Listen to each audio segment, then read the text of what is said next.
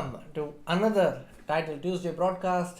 This is the early Title Tuesday. We're starting at 9:30 p.m. So that means the games will begin in less than 2 minutes from now. I welcome you to this stream, and today I will be taking you through a lot of interesting games played by the Indian players. So let's get the board ready, and you can see that Vidit Gujrathi and Ronak Sadhwani are playing this event. I already saw their usernames. Let's just make sure that we follow the usernames. I see Vidit Chess, Ronak Sadhwani in the top 30. But for more names, we'll have to wait for the event to kickstart, and then I will take you through all the other games.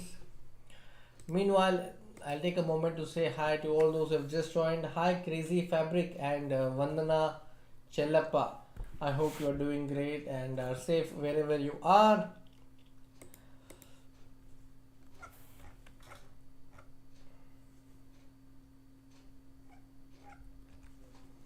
And to all those who have just joined, let's get to 100 likes. Do like the stream.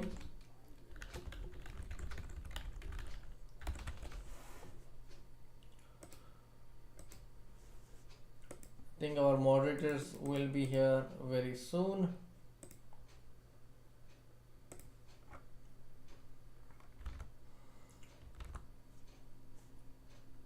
Yeah, the event is starting now.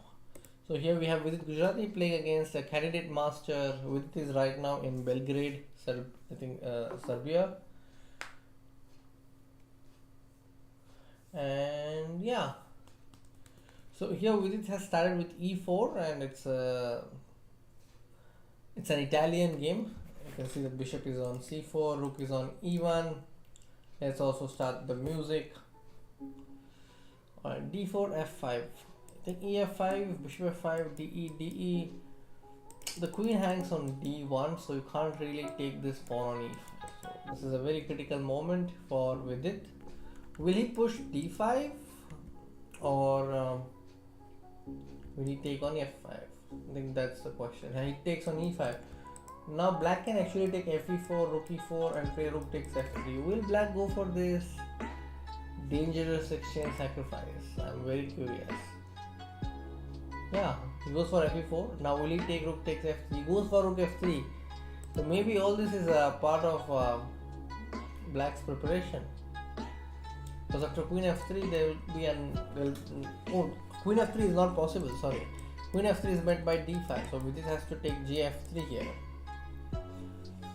This is getting very tricky. Already on the 11th move. Queen f3 is not possible, so gf3 is the move that Vidit has to play. I don't see any other move. He goes for gf3, and after knight e5 he has to take rook e5, I think. He goes for bg8, but what about queen g8? He'll go with this position, but I don't like this position for white. With a very shattered pawn structure, it's not a pleasant position to play with.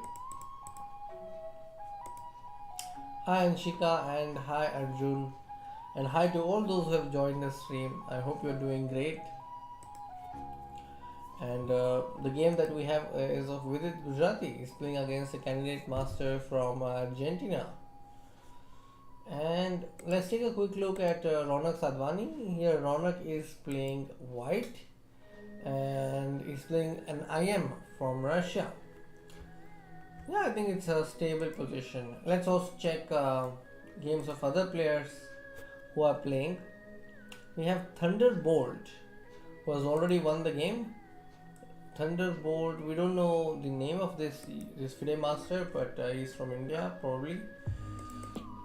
Let's also check some other games. We have Indian lad, and that's SL Narayanan, who actually missed out on top 3 finish in the last Title Tuesday. So let's also keep an eye on Indian lad. Indian lad is SL Narayanan. So we have his games also. He is black here against a woman international master from Poland. Just give me a heads up if you are able to hear me clearly. I hope the sound is okay. Bishop d4. Okay, now maybe rook d5. He has to get this rook on h8 into the game. So while he does that, let's keep following other players and see who else is here. After Ronak, I see Dushan Sharma is latest Indian international master. Then we have Swimmer Chess, who is a regular at our events. Swimmer Chess is Shiva Mahadevan. Here he is playing as black, and you can see that his opponent's king is already in danger. Shiva Mahadevan is a favorite to win, I would say. After bishop takes e4, rook c2 is a possibility. Yeah, I like black's position.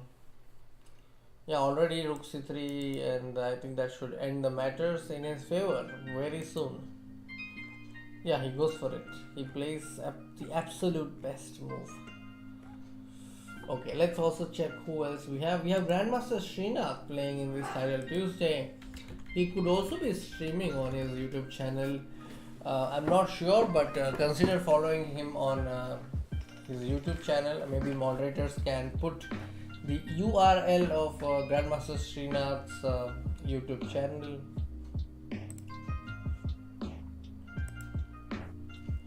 Okay, so here Srinath is black and is just played a6, and I think knight f3 will follow. After gf3 there is probably queen g3.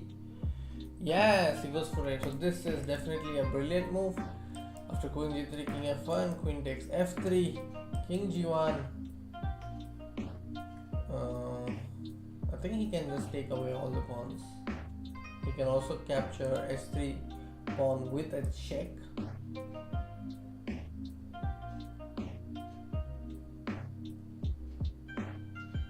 Yeah, I can just take this and take this. I think that should be good, because the knight can safely come back to f8 and he is many pawns up. This is an assured win for Grandmaster Srinath.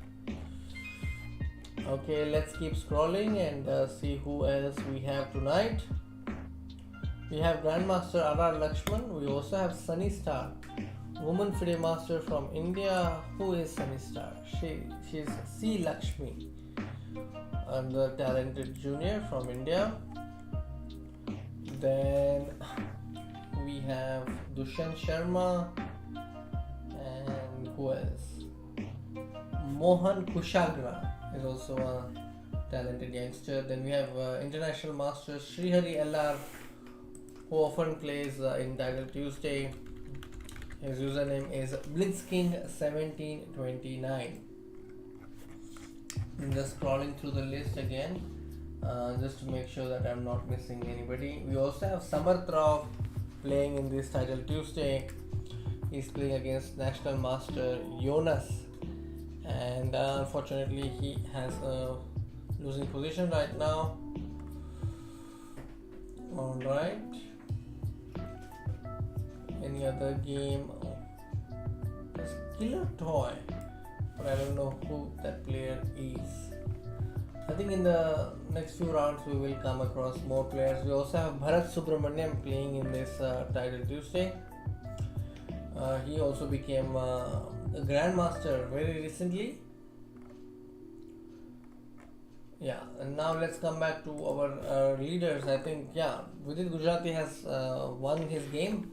I'm really curious to know how he transformed his position, because it looked like a very bad position for me. In this position I was expecting black to take queen g8, which he did not. He took king g8.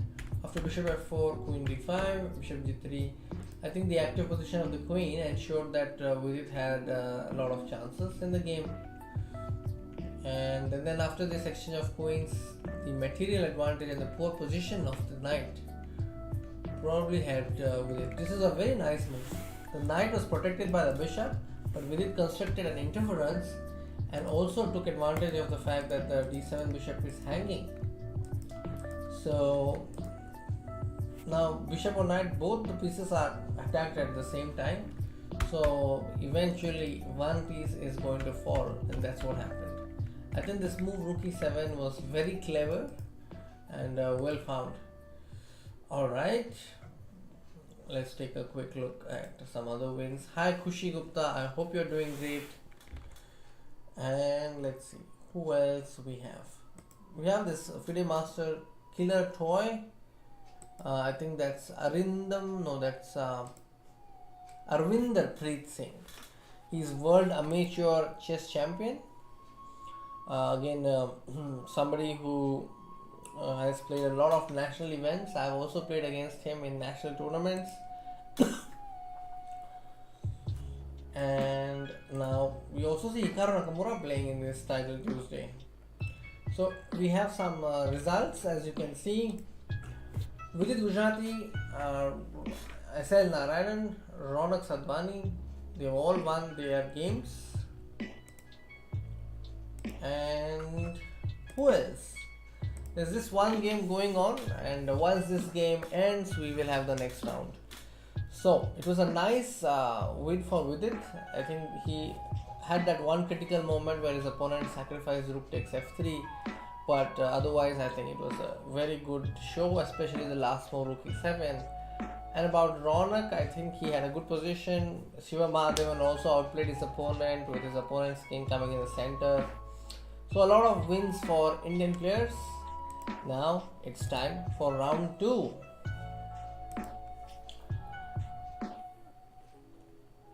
Saurav Kumar says Anshika is a mod everywhere. Yeah, she is a true chess fan, and I'm glad that he's also a moderator here. Now we have Vidit Gujrathi playing e4 e5 with the black pieces. I think this is going to be a 4 knights line. Then we have Daniel Dubois versus Aradhya Garg. Aradhya Garg is also streaming these days, so you must definitely check out his YouTube channel. So this is called the Geller Gambit, where white has sacrificed a pawn. So it's exciting to see Daniel Dubois play Aradhya Garg.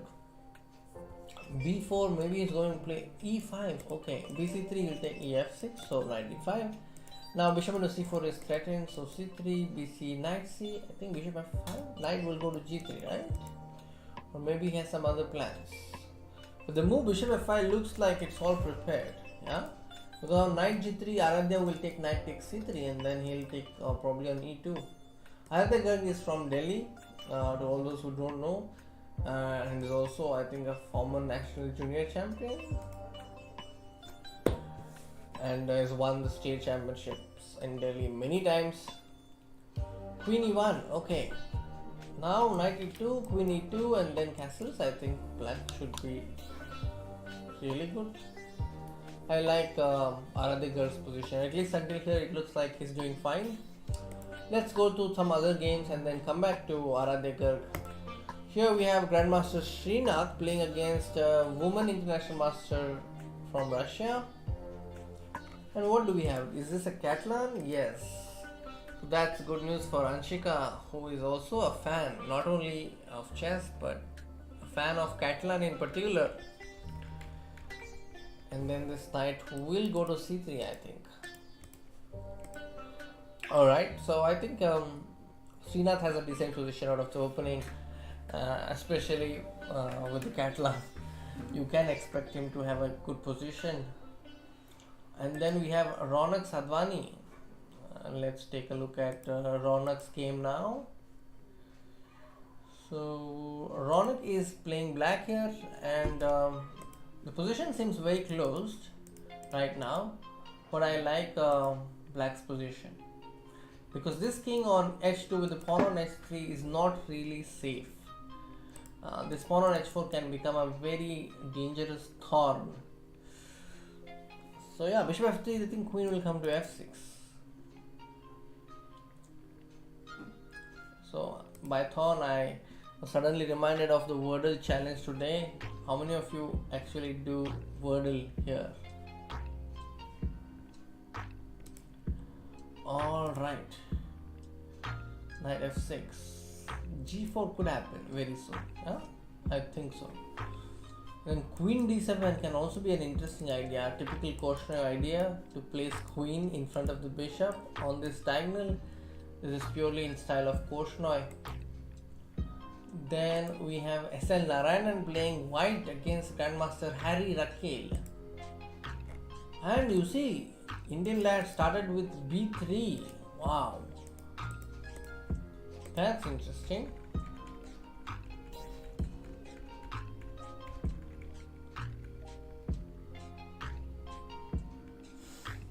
Alright. Then who else? Chat, you let me know whose games do you want me to check. I've already told you, I gave you an overview as to who are all playing. So now I will probably take your suggestions. Oh, your streak broke yesterday. Okay, I think experienced 2 failures in Wordle until now.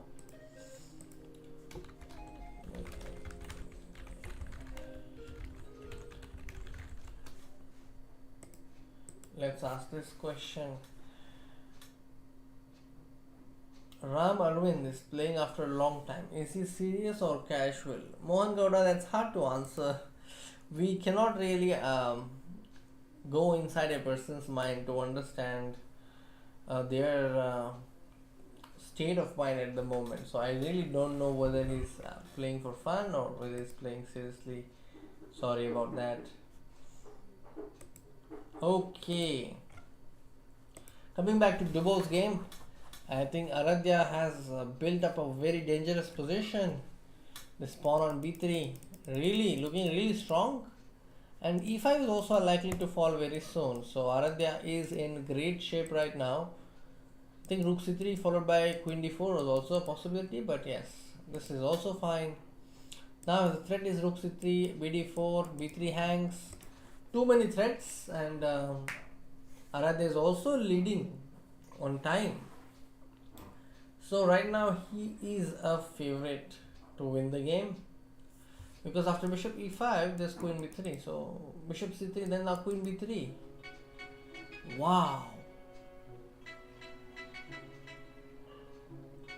Amazing, no? This game definitely needs to be shared. Let me share this game.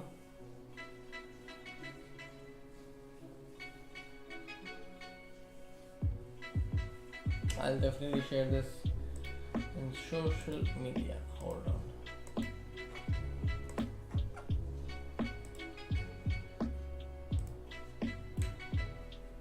Let me share this. The big news is that Indian FM, Aradhya Garg defeated GM Daniel Dubov with the black side.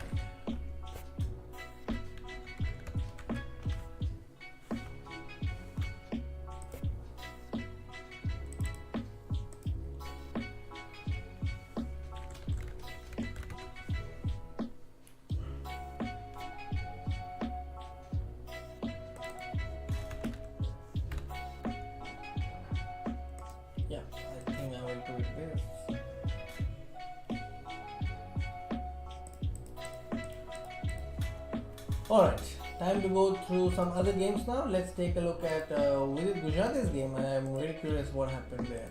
They both are down to less than 5 seconds. Wow.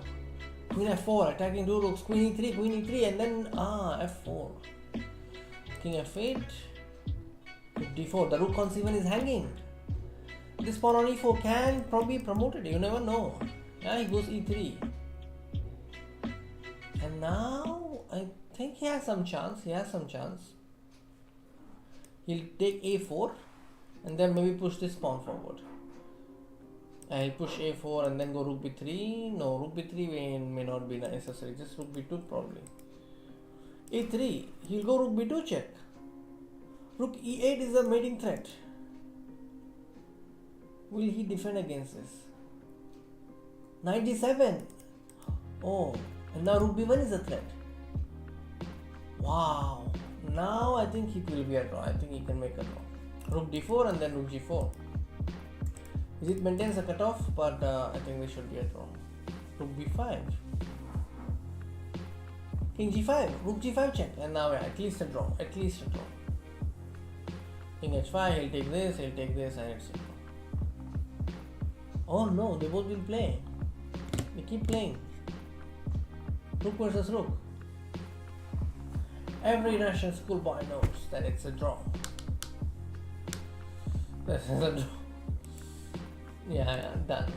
Srinath Sawan, low sound. Okay, let me increase the sound. So what I did is I brought the mic closer to myself. Utkarsh Gupta, it is the official tournament. This is the title Tuesday of chess.com. Pulamani Barman, I hope this sound is better. Do let me know if not, because I have tried my best to get the sound clear. Alright, let's move on. Let's see. Ronak Sadhwani. Ronak has won? No, Ronak has lost because of a blunder. In this position, his opponent played Queen d3, threatening a deadly discovered check, which was missed by Ronak. So I think he played it instantly and then lost his queen in one move. So Queen e5 was necessary here, but he played Rook f8 and the queen had to say bye-bye. And here we have Andrikin versus Srihari LR, and Bharat Subramanya is playing against Alexander Grishchuk. So FGHSMN, I will definitely check that. FGHSMN, let's check. So let's check Alexander Grishchuk versus FGHSMN. Where is it?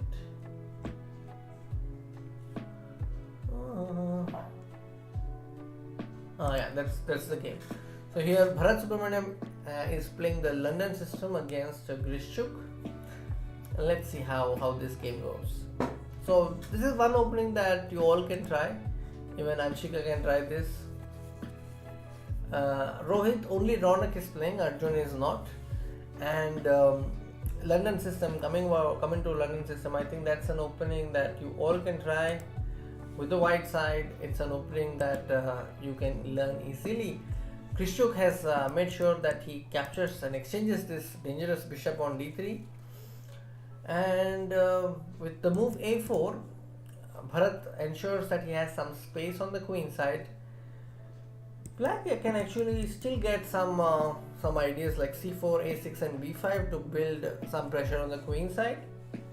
I think now queen b7 is likely to happen, but he goes for knight e5, bishop e5, knight d7, bishop goes back, goes to g3, and queen b7 keeps an eye on e4, also threatens a6, c4, b5. I think that's one of the main plans that Grishchuk has in this position.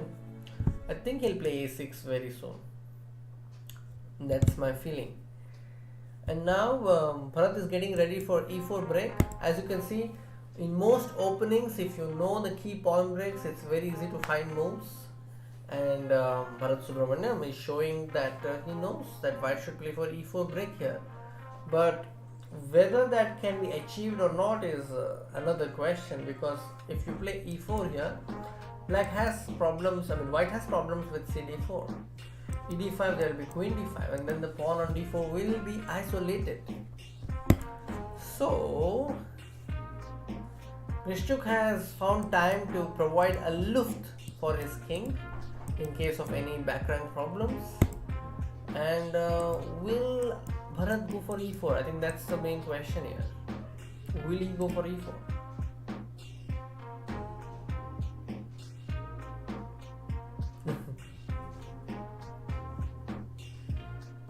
Catalan Vani. I think it's like the voice of Catalan. Vani and Catalan, voice of Catalan. That is probably what she may have thought. I don't know why there's Vani, but that's what comes to my mind. Alright, coming to chess, let's take a look at some other games now. Vidit Gujrathi has drawn his second round, so he is on 1.5 bar 2. Among the Indians, we have Bharat Subramaniam and SL Narayanan on perfect scores. Before heading towards their games, let's take a look at Vidit's game and see what is happening here. Vidit's opponent has double bishop advantage. This is one of the permanent advantages according to the Stinitz table of elements. So I do prefer white here, and white is definitely looking good. I think Vidit is in huge trouble. Yeah, f7 hanging. This is huge. Alright, let's take a look at Arindam Mukherjee versus. No, this is Aradhya Garg versus Infernal Exam. I think Infernal Exam, he's a player I have played before. His name is Ponkratov. Bishop e4. I think white is doing great here. Coming to Srinath's game, Srinath is also on perfect score. And right now he is having a winning position against Alexandra Bortnik. Why is he having an advantage? It's because he has many pawns. You just compare the pawns and you will notice that Srinath has at least three pawns more. Now two pawns, because 3 plus 3 is 6 and white has 4 pawns. Queen c4, bc4. I think that's making way for this bishop to go forward. Bishop can come to c3, a3, a2, a1 and knight a2. It's a try and attempt. Oh no, it just blundered his rook. Oh, that's sad. I think he can still fight, but yeah, his opponent will not leave that chance now. I don't see a sign for comeback here, because even if the rook goes and comes to e2, this pawn can be easily defended by this one move. But there's bishop e3. Still some chance. Still some outside chance for Srinath to swindle and get this game. But yeah, I think that's a very rare blunder by Srinath. I don't know if it was a mouse slip or an intentional rook e2. It was very similar to how Fabiano Caruana blundered his rook against Anish Giri. If some of you remember, it happened in a very recent tournament. It happened in Tata Steel. So rook d7, knight takes b4 is a threat. How will he combat this threat? I don't see a way. Maybe the bishop could go to b2 and the rook could go to e2. That's a possibility. He goes with his rook to e2.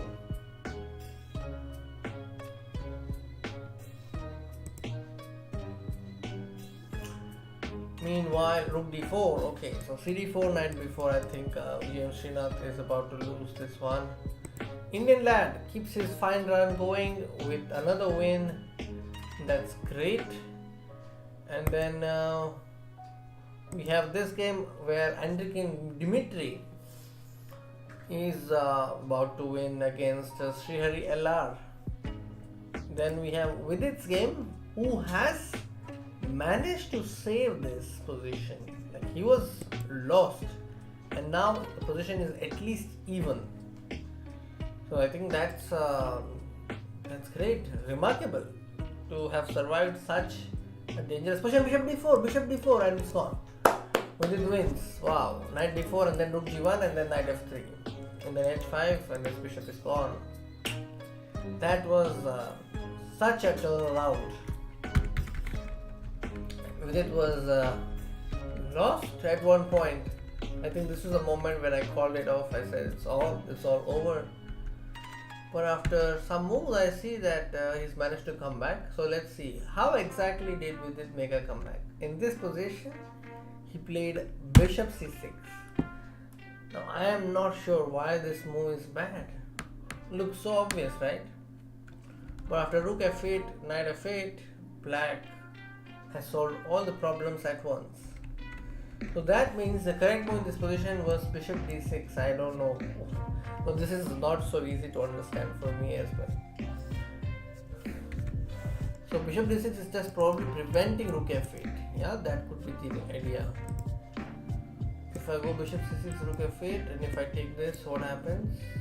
Oh, support through the enemy. This is such a rare theme, that you are seeking support through the enemy. Like there is an enemy, you're seeking support through them.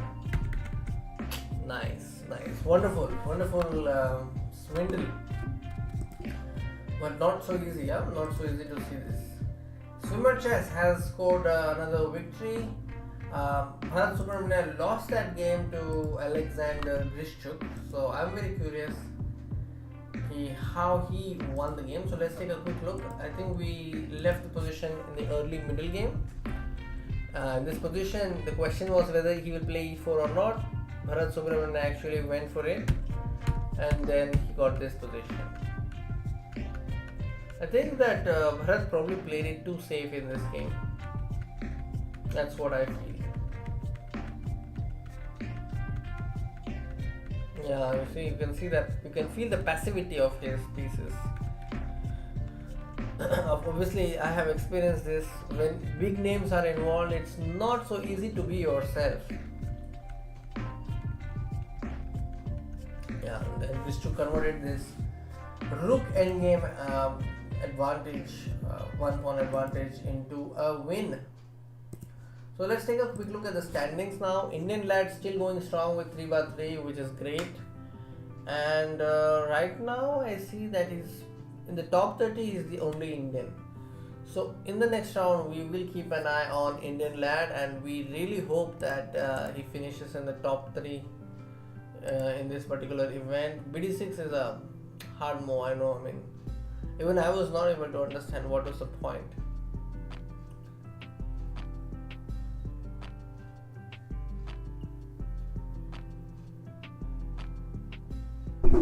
Alright, let's come back. And yeah, some games are still going on. Yeah, there's one more round, and after that we will have a break. Alright, let's go. So the next round has started. We are following Indian lad. He's playing against Murad Ibrahim Himli from Azerbaijan, and starting with b3 again. Wow, seems to be liking the b3 trend. I'm sure this is not the first time that SL is playing b3. He has played b3 in the previous editions of Tiger Tuesday. Now the pawn may come to f4. This is what I feel. Knight f3, was knight e4 a possibility? I don't know. If this knight were on d7 and this bishop were here, then we were mirroring the position, but not meant to be. By the way, in just 1 minute it will be 22:02, and it's 22nd February 2022. What a time, right? The Hawk, I thought it will be better to watch some games because I have not done that in recent times. I've been playing in all the Title Tuesday events, so I thought I will take a break from playing and see more games, and also a good opportunity for me to cover a lot of games at a stretch and in detail. Alright, coming back to Indian lad, Rook b1. It's a move that is usually aimed at supporting the bishop. Sometimes Rook b1 can also be considered as a way to pass and to understand what black wants to do. I think Queen c8 is something black could play here. It's a possibility. Queen e7 is also something that black could play. Bishop h6, okay. Knight c4 and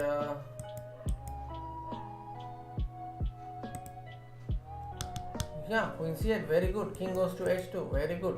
Knight f4, wow. Gf, there is bishop f4 check, followed by bishop h3, and it's a very ambitious sacrifice. Black can actually retain the bishop, act like nothing has happened, and probably bring all the pieces towards the king side slowly. That's one way to do it. Like, just come back with your bishop, then come back with your queen to h4. I really like that, but exchange, I don't know. I am not so sure about exchanges. When you are attacking, I think it makes sense to keep the pieces So I think Indian lad is back in the game. Knight xf4 was possible again, which he did not. For some reason, I think he could have just taken knight f4, and the danger involving this bishop would have been chaotic for black. But yeah, okay. Now probably he would go, but now black has realized, and he has moved his bishop back to h6, making it a little tricky for SL Narayanan to keep his advantage. But still, at this moment, Indian lad SL Narayanan is a favorite to win. Queen is likely to come to g4, fe3, very good. And now this knight wants to come to f5. So e4 seems interesting. I think, yeah, that's what it does. Prophylaxis against opponent's ideas. And after queen d7, queen e2, I think this rook on b1 will now be very happy to join the party on the f line. Cowboy spotted. Yes, that's well put. So SL Narayanan showing signs of being a cowboy by employing the first move p3, rook f8, queen g3, and now knight d5. This is an exciting move. We don't know if that's going to bring anything, but it's at least trying to scare. It's an attempt to scare white. I think that's what black could do. Knight d5 seems interesting to me. White is a piece up, so black has to do something flashing. G5, I don't like it so much. Yeah, queen f8 is threatened. Knight g6. Knight g6 probably may happen. Knight g6, queen f5. Oh, knight g6, queen f6. No. Knight g6, I can't play queen f6 because queen takes h3. For some reason, he doesn't go for it. Yeah, this is lost. But I'm very curious. In this position, why did he not go for... he did not go for knight g6 because the rook was hanging. Now I get it. Okay, this is winning. No doubt. King g7 is met by rook takes f4. So you can't really attack. g3, don't take the pawn because then knight h5. So that's a fork. Black is still trying. But SL Narayanan scores his 4th win in a row and is leading the tournament right now. You can see him in the top spot, 4/4, looking good. And let's take a look at other games now.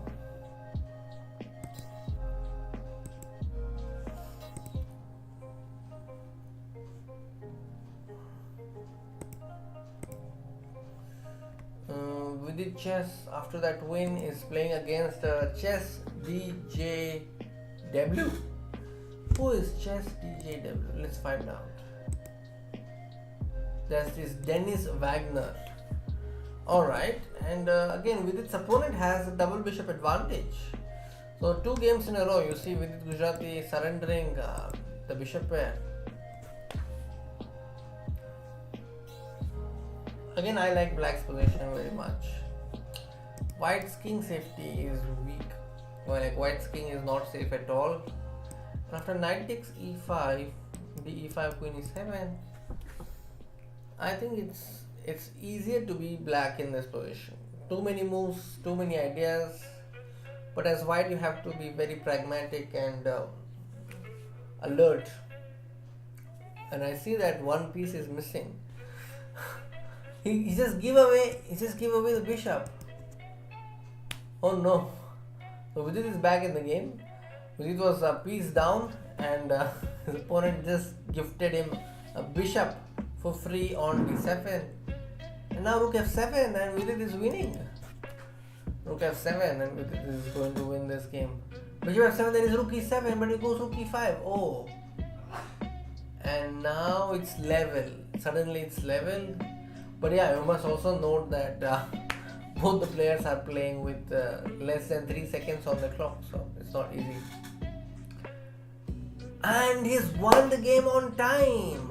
Wow. So he posed a very difficult question to black whether he wants to take this or retain this. So I think it was a nice last move which provoked his opponent to spend a second more, and that is where Vidit got his win. I have a feeling that Vidit could actually finish in the top three today, because I see that he has got two games which he was losing. In this game, he was losing outright with piece down position. Like, he lost a piece here. You see this pawn fork? So that's how he lost his piece. So he did something which just lost a piece, and then he had this position which I evaluated as winning for black, and then in this position after d5, instead of playing queen e7, his opponent blundered a bishop with queen h4. So such kind of luck usually comes when there is something big happening. So I think high chances for Vidit tonight to finish in the top. And here we have Shiva Mahadevan having a very tough position with two rooks and a very bad king. A1 queen, what's happening? Who is checkmating who? No, that's a question. But there is rook f1 and then it's lost. Yeah. Again, he's back in the game. And it's level, but now it's a blunder. But Shiva Mahadevan wins. Wow, how did he win this? He won this on time, okay, because now after rook f4 it's lost. Rook g8 followed by h8 queen is coming. But how can white make a draw here? Rook bh4. This is the way to make a draw for black. You are preventing h8 queen by force. That's a way to do it. But again, Shiva Mahadevan also won on time, and he's now moved on to 4.5 points, 3.5 points out of 4. I think that's a good score, right? So if you look at the standings, we have SL Narayanan on 4/4, Vidit Gujrathi and Shiva Mahadevan on 3.5/4. So those are the three names in top 30 among the Indians. Yeah, you're right. Time. To all those who are here, welcome to the early broadcast of Title Tuesday. And do like the stream, and do vote on the poll, and also share your thoughts and tell me whose game you want me to check. I will keep that in mind, and also occasionally check the games based on your suggestions. And also do like the stream. We have reached 40. The target is to reach 100. So your like can help us reach the target. Alright, let's come back to the games. And Jeet Jain is also playing this Title Tuesday. I just noticed his name.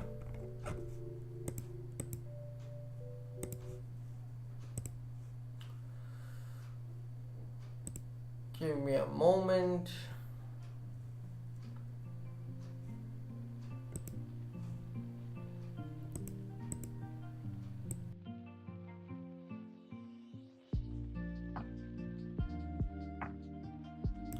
Okay, I am back. Now let's take a look at some games.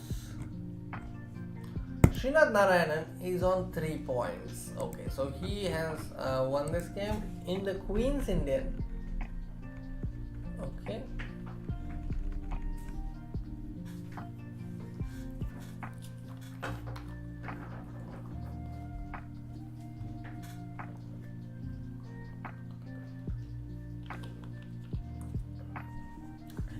So the games will resume soon. Vidit is currently in the 22nd position. He has scored 3.5 points out of 4.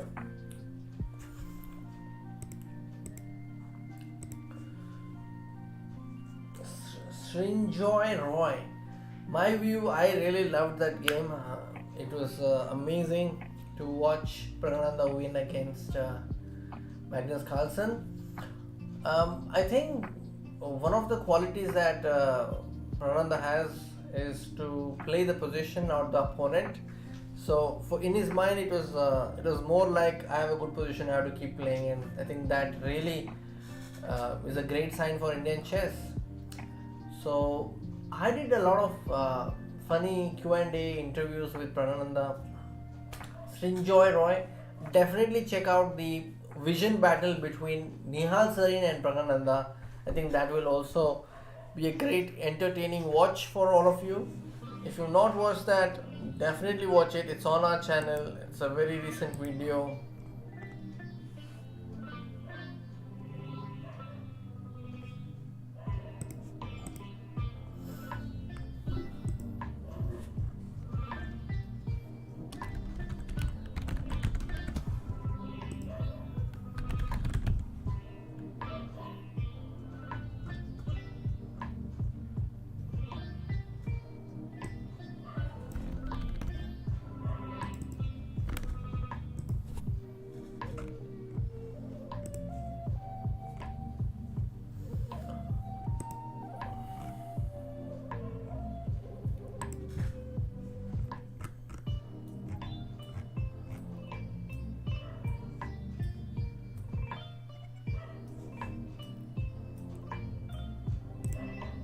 All right.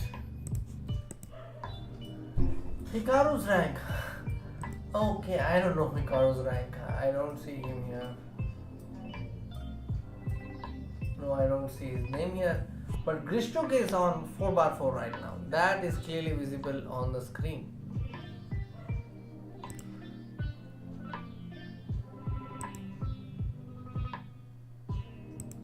Alright, let's focus on the chess now. And let's see who else we have. Yeah, these are the games we have already seen. We saw this, we saw this, we saw this. Did we see this? Yeah, let's take a look at this game. Ronak is on 3 points. He scored a very nice win. 16 moves, he won the game. Let's check. This is Zamish King's Indian. Oh, it's a nice trick. Yeah, he played knight at 7, attacking the bishop. His opponent ignored the bishop, and the point is that this is a blunder because after knight g5, queen g5, this queen had to leave the defensive responsibilities, the responsibility to defend b2, and he just took advantage of that. And now this knight is supporting the bishop, and this knight is attacked twice. So there is no way to support the knight, so the knight has to move. And if this knight moves here, you just pick up the bishop. And if this knight goes on to support the other knight, then this rook on a1, which is being supported by the other rook, loses support. Yeah, so that was amazing win by Ronak Sadhwani. The games have resumed. We have Ronak Sadhwani also. And this game is of Indian lad, SL Narayanan, playing the Veresov or the Jobawa London. So this is a Jobawa London in Gustav e4. Now that's a move I have not seen. It's a move played in the style of Blackmar Dmar Gambit. So yeah, this is fresh. At least for me, this is very fresh. To sacrifice a pawn like this with e4 and f3 in the Jobawa London. Maybe all this is already played, but I am not aware. Bishop f5. I think g4. He might do g4, or he might do queen e2 or queen d2, or just fe4. So many possibilities. Indian lad is SL Narayanan. Yes, thank you Anshika for answering that. And fe4, yes, very good. Knight e4. Bishop d3. What about queen d4? He wants to go knight f3. Knight c3, knight d4, knight d1, knight f5, something like that. Okay, so he wants to go knight f3 and castle as soon as possible. By playing b takes c3, SL has made his intentions clear that he doesn't want to play castles on the queen side. He wants to go with his king to the king side, which is what he does. This king will go now to h1, and this rook may come to e1. You can see some attacks like this, or let's say knight e5, rook f3, rook h3. I like this position. I mean, the position is rich with different ideas for both the sides. Just because white has f line doesn't mean that he's going to crash on f7. But yeah, he has a position in which he could create a lot of threats. And that's also very important. If you're playing for a win and you're white, then you must be in a position to create a lot of threats. Queen g3, bishop h6 is a possibility right now. This might happen.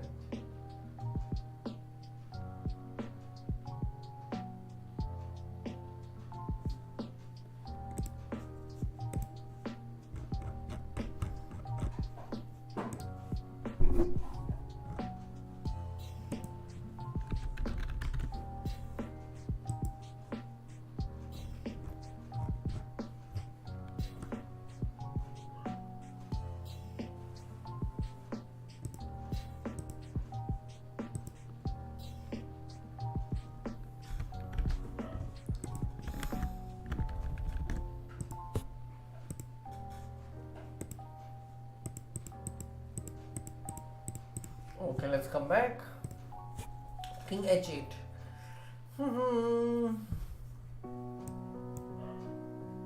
dc5 is a possibility because then you get d7 square. But the point is, what will you do with the d7 square? That's also something to worry about. Time is running. 143, 141, 140.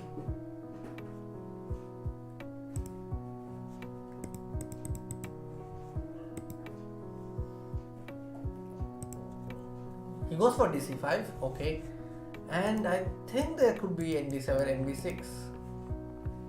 Yeah, that's a possibility. And queen h7 followed by rook h5 kind of tactics may occur, you never know. Rook f4, rook g4, queen g4, rook f3, rook s3. I see a lot of patterns that white could use. f6, black wants to play queen g6 and neutralize the pressure. e5, okay, knight comes to c4, knight e3. I think he's hoping to go to f5 very soon. This is going to be really interesting. The last few seconds of this game is going to be entertaining. So now you see, if you count the pawns, white has 6 pawns and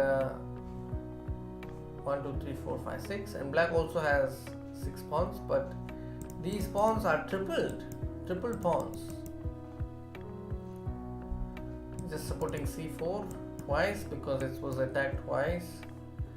And what else do we have? Queen e4, rook f5.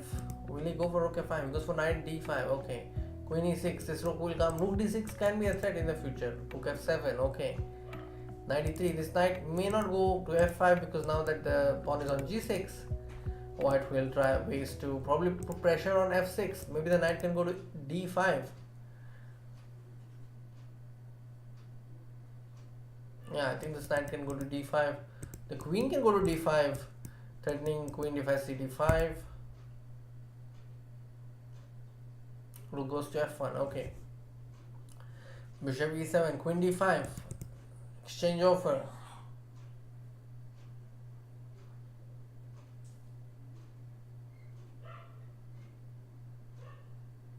Queen d5, cd5. Oh, it goes for knight d5. Okay.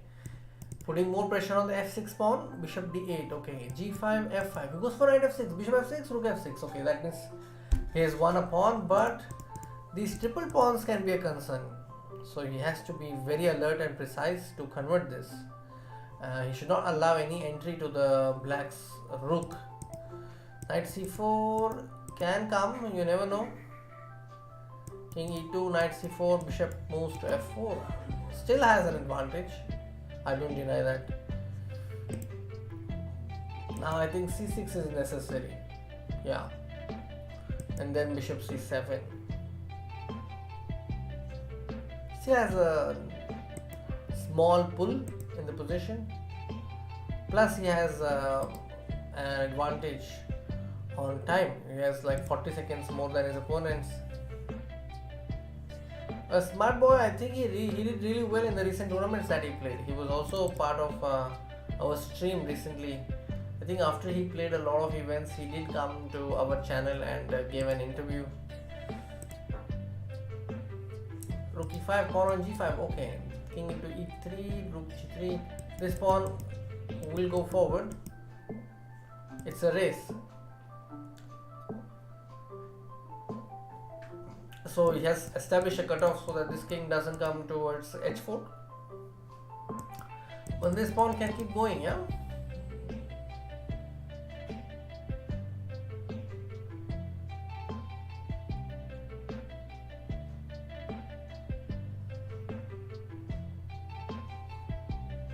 Okay, 6. She gave a check with just 2 seconds left. But okay, it's 1. So SL Naran moves to 5r5. And we have Vidit Gujrathi slowly climbing the ladder with 4.5 per 5.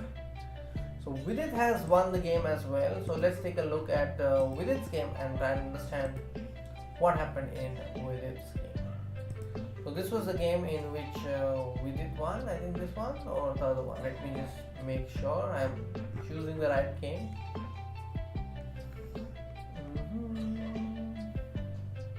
Yeah, I think this is the game. So let's take a look. It was a Nimzo Indian and he kept it very simple, playing the traditional main line.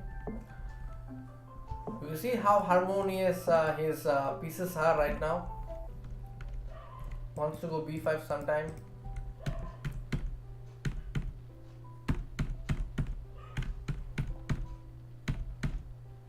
Oh, just 4 pawns each and he's won this game. And he's played Alexei Drew. Is this Alexei Drew? Yes. Vidit defeated Alexei Drew in this position. How? Let's see. Rook check. Okay. Bishop c4.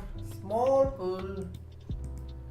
You see, pin. Everything started with a pin. Deadly pin. So the pin was so lethal that it ended up costing 2 pawns. So it all began here. Vidit pushed the pawn, questioned the knight, and once the knight went to e2, he played pawn to e4, and after knight c3, he played rook b2 check. Now if the king had gone to g3, there is a knight h5 check, which is not so easy to digest.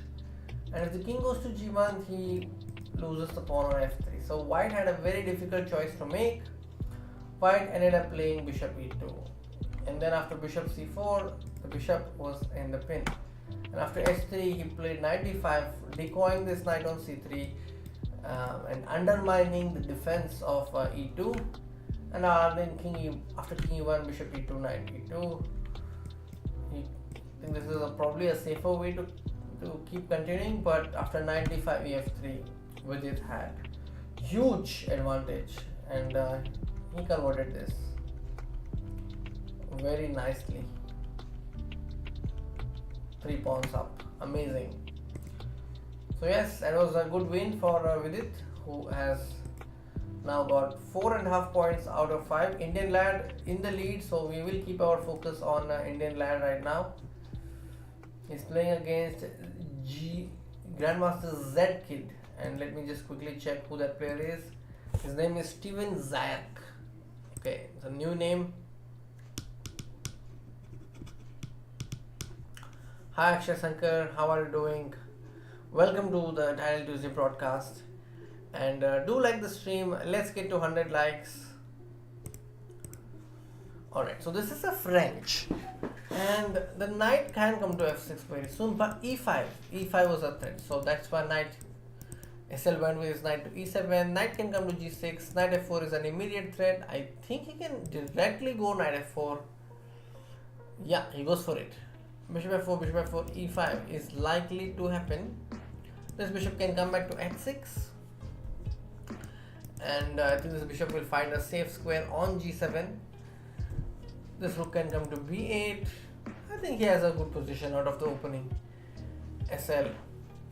Let's take a quick look at Vidit's game and come back to this game. So Vidit is playing against a grandmaster from Italy, I think. Yeah, Lorenzo Lodisi. So here Vidit Gujrathi is facing the Benoni. Benoni is an opening which is quite dynamic in nature, slightly passive in the beginning but has got a lot of venom. Many Indian grandmasters employ it, including Grandmaster Srinath, who has played Benoni against me in tournaments. It's not an easy opening to face if you're not aware of how to play against it. You need to know the structure, you need to know the pawn breaks and the piece placements. In addition to all of this, you also have to calculate really well in Benoni. Bishop h6. Wow. Okay. So the race is between whether white will get e5 or whether black will get b5. So these two pawns, they usually compete. Sometimes the pawn comes to c4 and the knight comes to c5. But this is such a case where black has put all his hopes on this one pawn break by keeping the pawn on a6 and the knight on c7. He gets b5, ab, knight b, bishop b5, knight e4 was problem. So Vidit stabilizes it with b4. If black goes c4, then this knight on f3 finds a square on d4. So it's a tough call. I think this move is very nice by Vidit Gujrathi. And I think c4 is forced and bishop will drop back to c2 and this knight will eventually go to d4. Right now we can safely say that white is in the driver's seat. Knight d7, his opponent decides to give up the pawn. This pawn can be captured directly with knight takes b5 and so he does that. After knight b5, bishop b5, the rook on b1 is also really happy to cause some damage to the bishop on b7 indirectly. I really like with its position here. Let's keep going forward and see who else is playing. Any interesting clashes along the way. We have Srinath, who now is on 4.5 points. He has won the game. Okay, that's cool. Then who else? Who else do we have?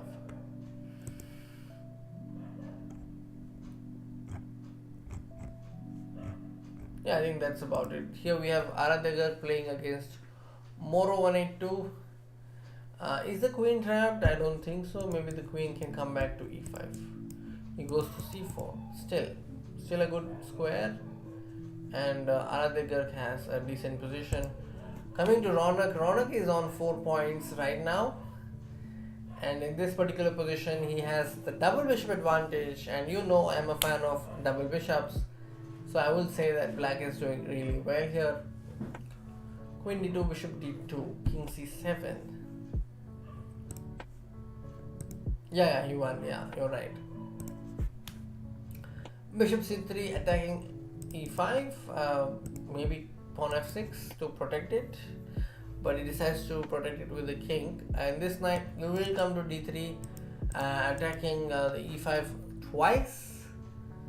So yeah, f6 will eventually come. I think there is no way. Probably g6 is interesting here to try and create a passed pawn.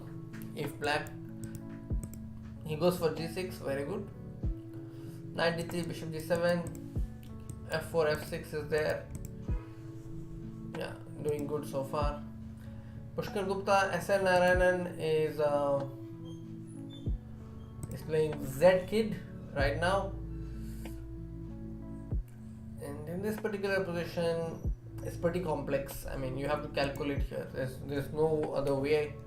You just have to keep calculating to see who is better. In this position, after g5, the computer says it's equal, but yeah, just too crazy with the knight on g4, queen on c2. cd3 is met by queen c6, so it's not easy for black also to make the decision. Because after bd7 already, I think, yeah, SL went wrong here. Knight h6, queen h6 and bc4 is a pawn up. So SL is at the back foot right now, not in a good position to win. But he has some practical tries. For example, g5 is coming very soon. He could play g5. Queen a4 and he's back in the game because black has queen d2. Hanging pieces and he finds it. I think this is what makes SNRNN very special in Blitz. He makes those only moves to survive and sometimes to overtake. This endgame I really like white. I think after king f2 white has a decent advantage. Plus he's a pawn up. But as you can see the clock timings, anything can happen in the last few seconds of the game. Bishop g6, black can just keep the bishop on e6, but no, he goes wrong with rook g4. Black could have probably kept the bishop, I think it was good. Rook a3, rook into a2 is the idea. Let's go rook a3 and rook a2. Now this pawn is lost in the process. So black will keep pushing the pawn, I think up to a certain point. Yeah, and now it's a draw because whenever this king moves, it's over. Oh, suddenly it's all over. SL is losing this one. He made one error and it's over. So let me take you through the error, the point in which he went wrong. So in this position, after rook c7, c3, rook king g4, c2. h5, king f6, rook c6, king h7, rook c5. In this position, he had to play king g7 and it's a draw. The point is that this king cannot go to any of these squares. For example, if the king leaves and plays king g5, there is rook g1, now threatening rook into c1 queen. So let's say h6 check, king h7, rook check, king h8. And now you have to take the pawn, otherwise black will play rook into pawn. So this was one way to make a draw, just to play king g7. And if the king goes to f5, obviously there is rook check and c1 queen is following. If the king goes to s3, also there is rook check and then c1 queen. And this is one such position in which white, despite being a pawn up, cannot make any progress, because black has already got a pawn on the 7th rank. So this is one reason why c3, c2, he could have drawn the game, but bad luck here, he went wrong. Alright, let's take a look at other games now. Vidit Gujrathi has won the game in the Benoni, so he is right now on 5.5 points, I think. So the last few moves were as follows. He captured the bishop, he captured the knight with bishop and then got his queen to b4, attacking queen d6, and after queen e7 just simply captured the bishop.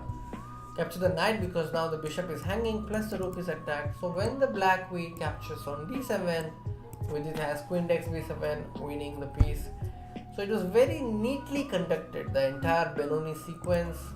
Got his bishop to e3, pawn to h3, pawn to a4. I think this is a classic template on how to play against the Benoni using the system that Vidit used. I'm going to give it a try. Alright, so the system was like e4 followed by bishop e3 followed by h3 and knight. Oh. Now let's take a look at other games, and before that a quick look at the chat. We have 61, okay, so 40 more to go.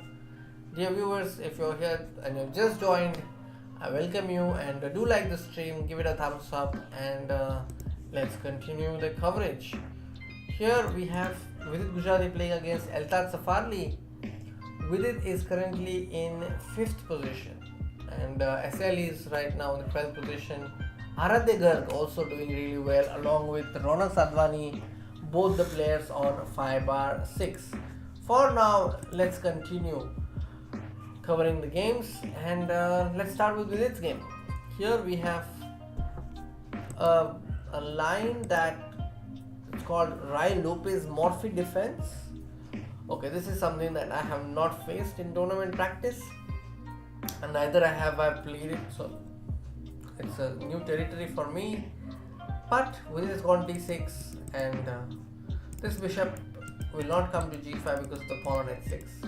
So Eltad Safarli has just put his bishop to e3, And I think Vidit can probably continue developing. He goes rook b8 and doesn't want to be in the radar of this diagonal.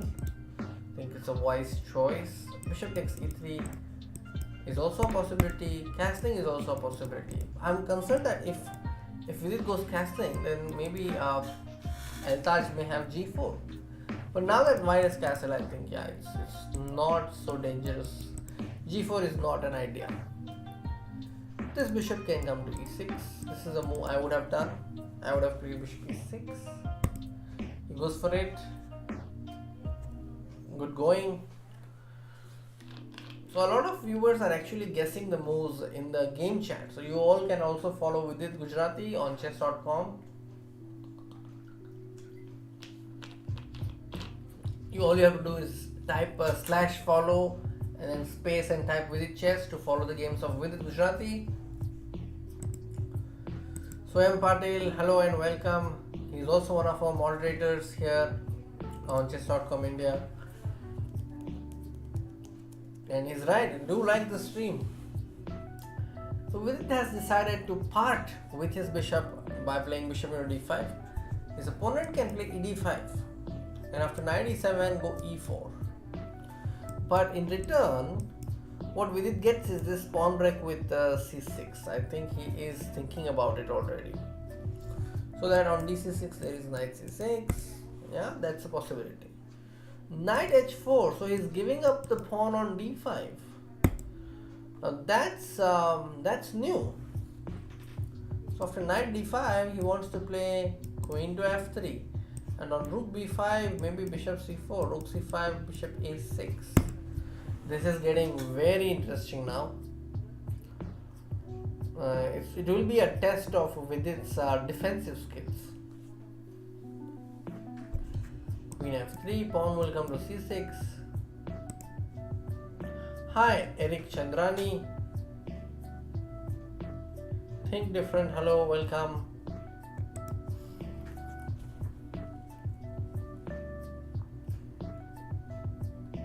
Yeah, so Vidit has played c6, he's picked up the pawn. Knight f5 seems very deadly to me. Goes queen g3, yeah, he goes for it. King h7, okay. So Vidit may move his knight to e8 and play g6 to push this deadly knight on f5. They say that this knight on f5 is like a knife. So usually in such positions, it's like it's called like it's I think a Soviet idea, Soviet chess school idea that it's knife f5, not knight.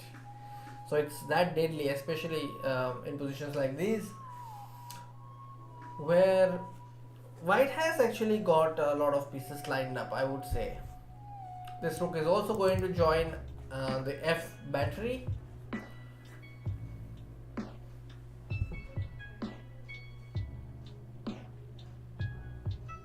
Yeah, this is good.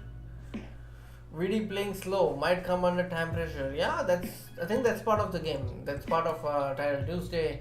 And in this format, you will eventually come under less than 10 seconds, 5 seconds, especially if you're playing a really strong player. And Eltaj Safarli is a very experienced grandmaster. And I think Vidit has also played him in over-the-board tournaments.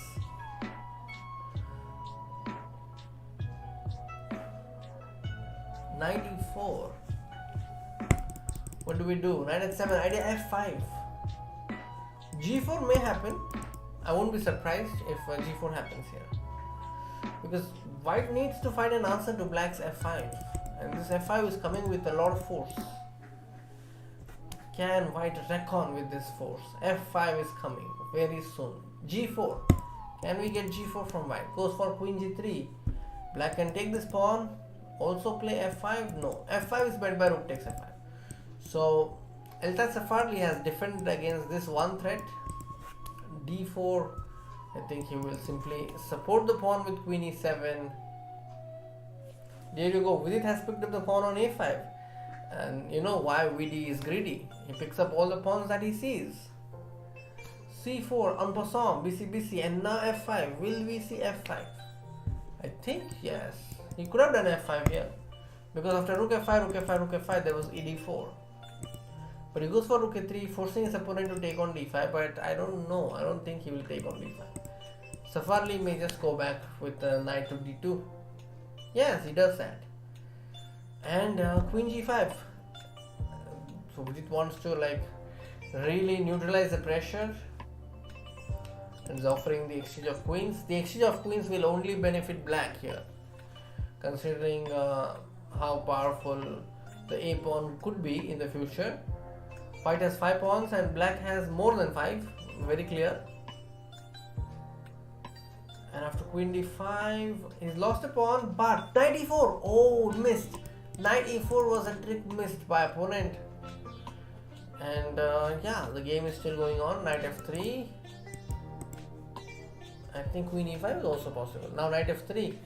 The problem is if ed4, the knight will come to e5. So Vidit has to be really careful.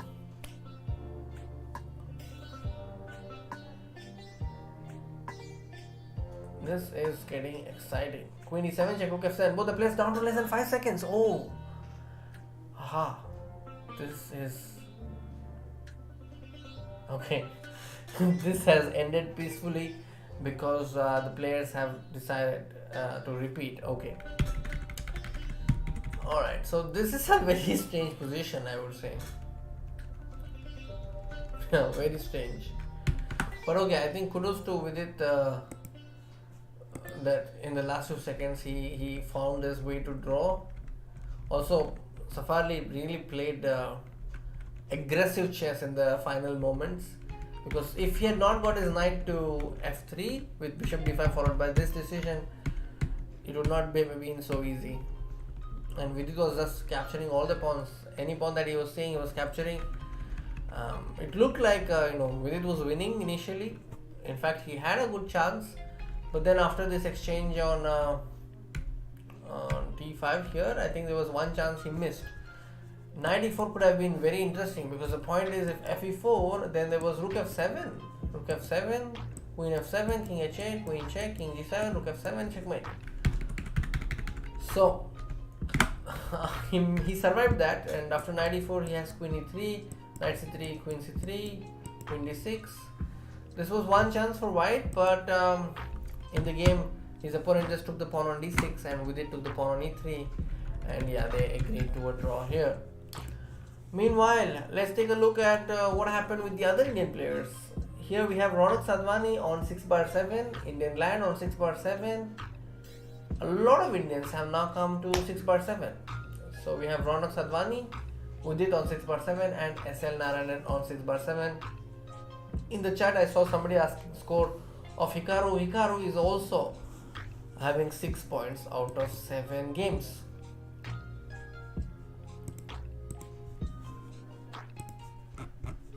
Yeah, anything could happen in the last stage of the games. That's what makes Title Tuesday very exciting to watch. Some games are still going on, so let's take a quick look at the game that's live. Black will win this eventually. f4, f3 is going to come. Yes, and then g2 and then rook e2, and then it's lost. There you go. Black wins. Then we have this game that's still going on. Rook bishop versus rook. Rook a1. Oh no. Rook b2 check. No. Bishop c3. So now rook h1 is threatened. Rook h1. We see a result here as well. And then this endgame is going to end in a draw. You know this move. King f8 is an important move to remember. You have to remain on that square of the pawn, the queening square. And it's a safe draw.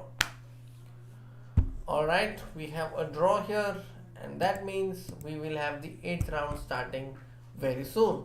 And after that there will be a break. Let's go.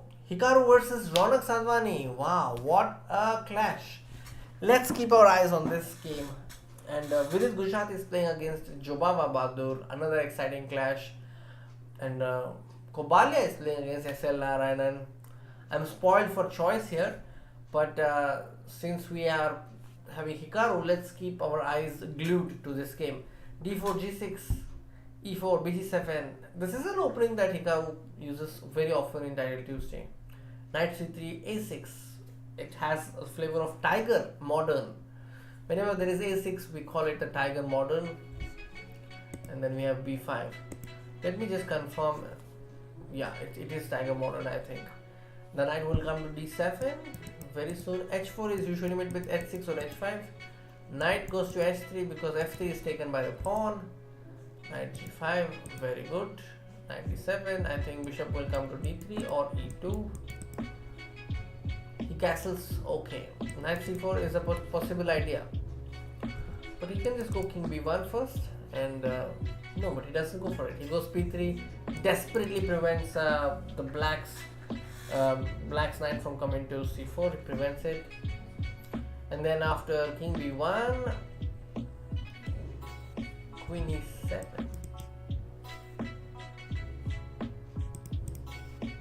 Possible. g3, bishop h3. Possible.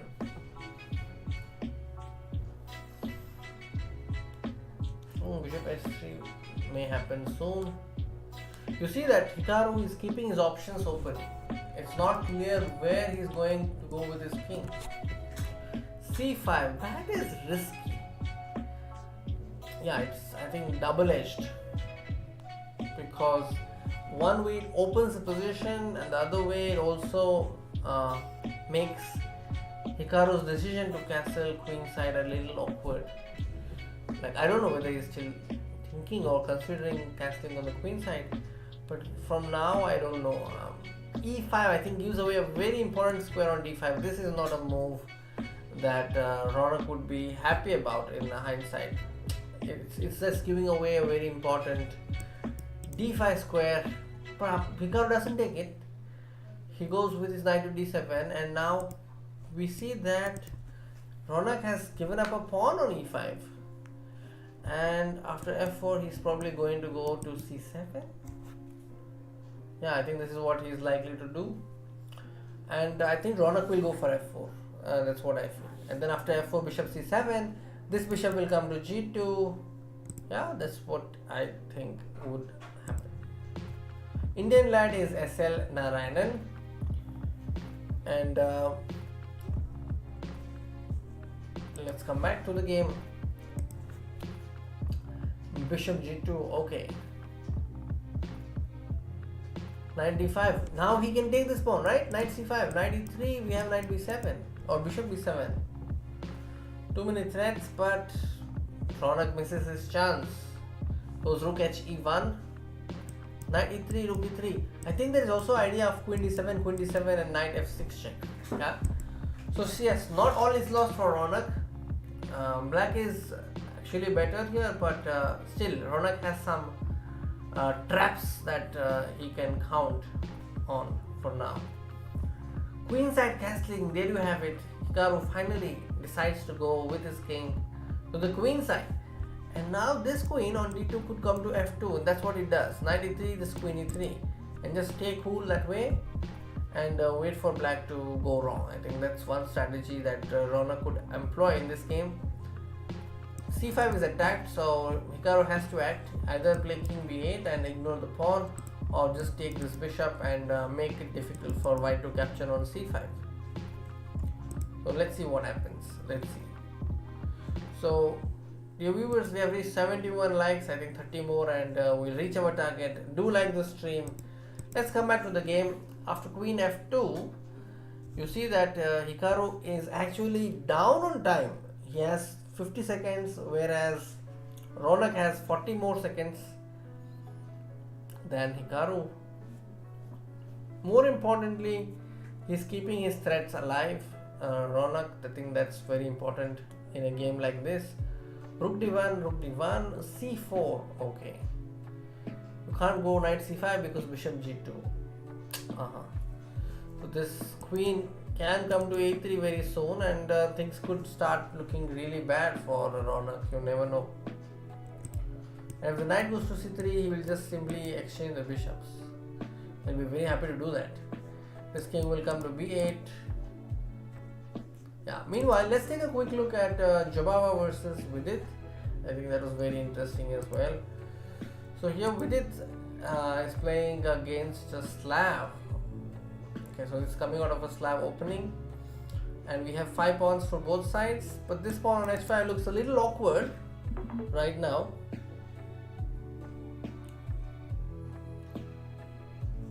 Vidit has a great advantage thanks to this target on c6 and some looseness in the e file. And now knight f3 check, knight d3, some kind of idea, but I have a feeling that after rook e3, Vidit should be really good in this position. He captures on c6, okay, makes way for the pawn on a6, and after queen a7, one move you should definitely avoid is queen e3, I think. So he goes h3, h4, now just take the pawn, I think you can take it. He goes for g4, okay, and knight e6, taking on e7 is fine, and then queen c6 is a possibility. Why not take the free pawn? With it, he always likes to do that. And now queen a8 check is also a threat, so black played queen d4 to avoid the exchange of queens, and now queen a1 is the threat. So will he find a rook b1? That's the question, because queen a4, there could be some problems with rook e1 check. So yeah, Vidit is coming down to 15 seconds, 14, has to make a move quickly, very important. 7 seconds, 6, rook f1, he goes for rook f1, knight f4, and now this makes it very difficult for white to keep pushing, because the pawn on a7 is stopped, like on the pawn on a6 is stopped, but now queen h4 can happen. Of course, cannot play queen g3 because of knight e2 fork, so he goes for bishop b7, still going strong with Gujrathi. I think rook e1 will be important, and now queen e4, but there is f3, queen d5, there is queen h8 check. Will he find queen h8? Oh, he doesn't find queen h8. Knight e2, and he loses the queen, and now it's lost. This is over for Vidit Gujrathi. But let me just show you the brilliant queen that he missed in this position. Mate is threatened, no doubt, but there was queen h8 check in this position. And the point is, if king takes queen, there is b8 queen check, and the knight can be captured on the next move, which is what Vidit missed. And now this position, has he achieved a fortress? Rook g4, rook e4, rook g4, rook e4. He may have achieved it, because queen f2, there is rook f4 check. King f3, there is rook f4 check. Yeah, but no, it's no longer a fortress. Black has broken the fortress with king d3, I think. Yeah, this is lost. Queen f1 and some sort of a zugzwang is likely to occur. Vidit has more time here, no doubt, but I'm very amazed. I think this position was lost, but this king is just back to f5. It should come behind the pawn. I think that's the winning technique.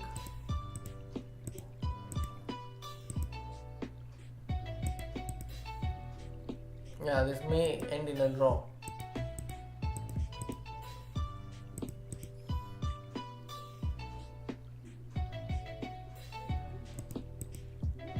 Yeah, this may end in a draw. Hi Vinayak, great to see you here. I hope you're doing well wherever you are, and I hope you are staying safe. Good to know that you are also from Hervanta school. Okay, coming back, this is the position, and black has managed to provoke white to go from f3 to f4. I think this is enough for black to win the game, because there's just no way for this rook to survive. Because no matter where you go with the rook, it's over. Yeah, so that's that. I think he just lost the chance to make a draw. I think this was the move, 103rd move, he played f4. So when was the last capture or pawn move? Let's see. Yeah, this was done. Yeah, so this was the move. 57. So that means 67, 77, 67, 77, 87, 97, 107. So he had chance until 107.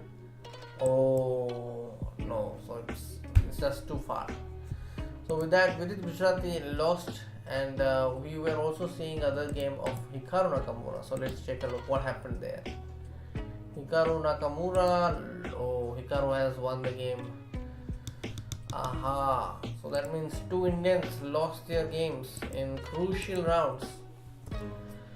And that means only SL Narayanan is in the top right now. He has scored 6.5 points out of 8 rounds. And we will focus on SL Narayanan in the next round. So Vidit Gujrathi remains on 6 bar 8, and we'll have to see how he does in the remaining 3 rounds. Just 3 rounds to go. 2 players are on 7.5 out of 8. We are right now having a small break. Yeah, that's the name he chose for himself. What can we say? Yeah, so alright. I think that's also giving us an opportunity to see some other games. The games that we could not watch in the last few rounds here.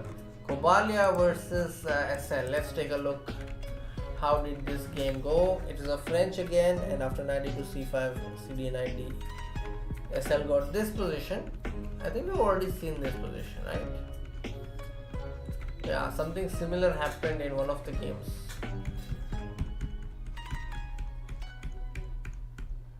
I like White's position. This is an isolated pawn, and I really like White's position. But Kobalia drew this game. Yeah, not much happened. So first, I have a history here. So first Kobalia offered a draw, then Kobalia offered a draw again, and eventually they agreed to a draw. Any other game?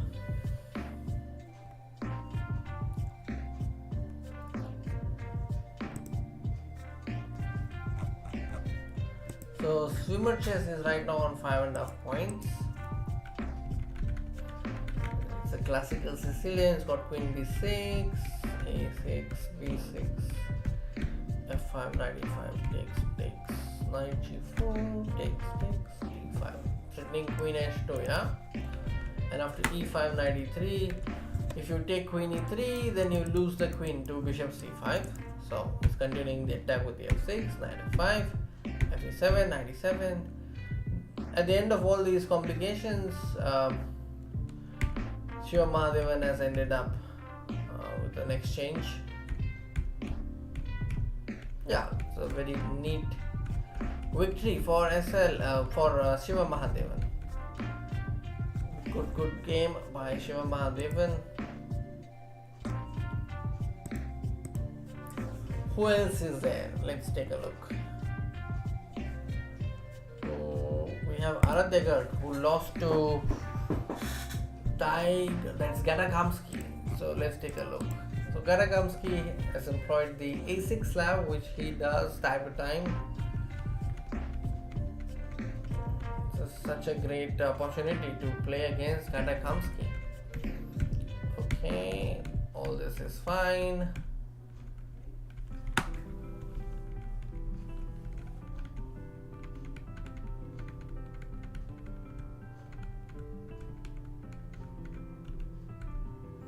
Yeah, I think this pawn, like if you look at this position, black has dominated the knight and has a really strong center, and black has a lot of space. Considering all this, I think Aradhya went for f4, but in return he got this pawn on e3, which is very weak.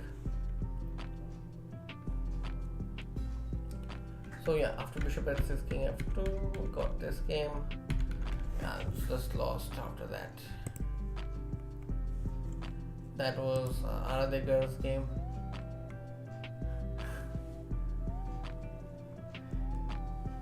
Oh, hi Onyeswa. Good to know that you are also playing.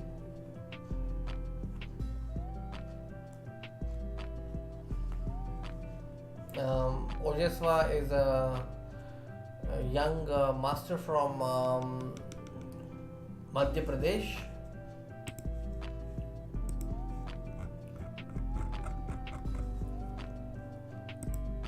Okay.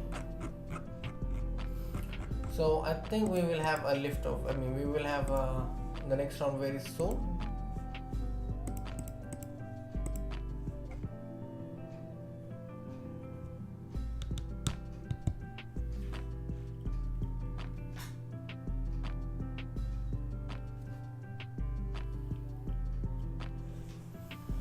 Alright, so let's take a look at Indian Lad's game. Now he's choosing NF3 and we have a Dutch system to tackle, and NF3 F5 goes for D3. So this is one way to combat the Dutch. Since white has not played D4, he plays D3 first, and now that the knight has come to C6, he plays D4. So there's some move order magic that takes place here. And now maybe H4. I would have played H4. H4, go for H4, H4. It doesn't go for H4. Nevertheless, I think these H4, H5 ideas are very fun to play. But yeah, this position is also fine. Black has this Dutch style structure. And E4 break. If white gets it, I think white will be very happy. Let's see whether white manages to get the E4 break. Queen E8 and bishop F4. E5 very likely. Knight H5. He wants to take this bishop, but now F4. I think F4 was a very serious idea. Black would have considered F4, but now we have this position. Black will have to think twice before playing E5, I think, because then this knight could come to D5. That's an idea.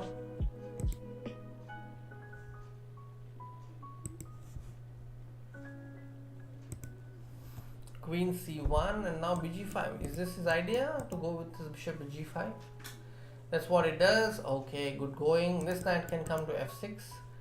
Goes bishop F6, and after bishop F6, knight F6. If this knight comes to D4, Black can play E5. I like Black's position now.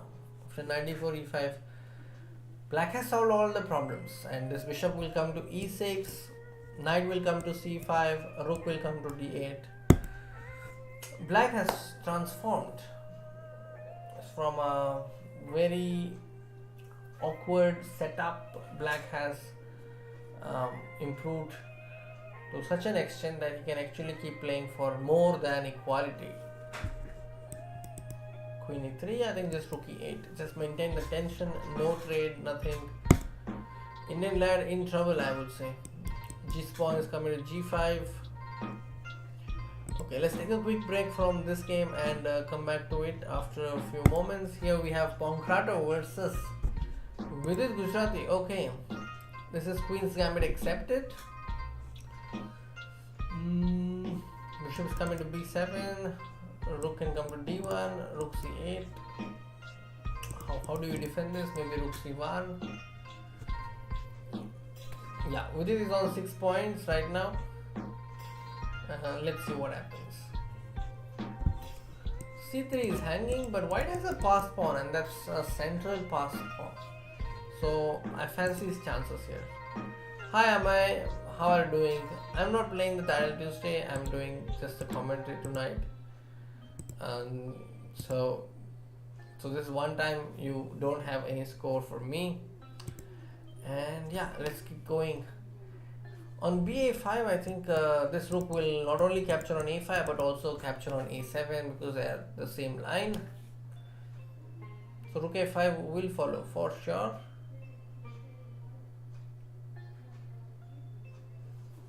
So rook A5, bishop E2, rook E1, rook B3, rook into A7.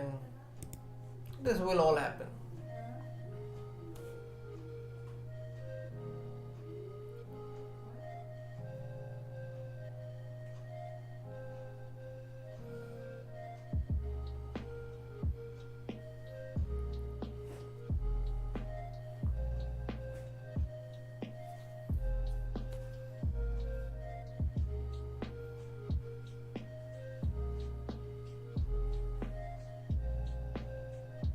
f5.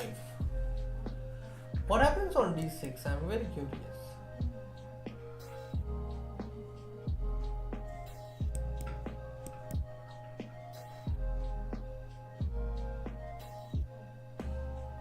Rook c7, rook d6, bishop d4. Wow, that's a nice trick. If rook d4, there is rook e8 checkmate. Will he see this? This move is not easy to spot. To give that pawn just like that, and that is the danger. bd4, rook c2 will remain. And now rook c7. He wants to threaten rook g7. But there is rook e2, bishop e2, rook g7. Yeah, that's possible. He's going to win this one. So yeah, Vidit is in a good position to win this game. What happened in other table? g6? No, this is definitely lost.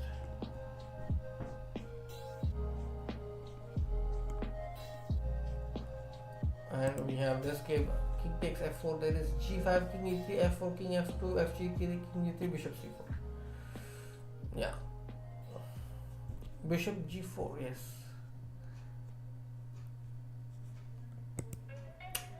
King e5, yeah, this is not so easy.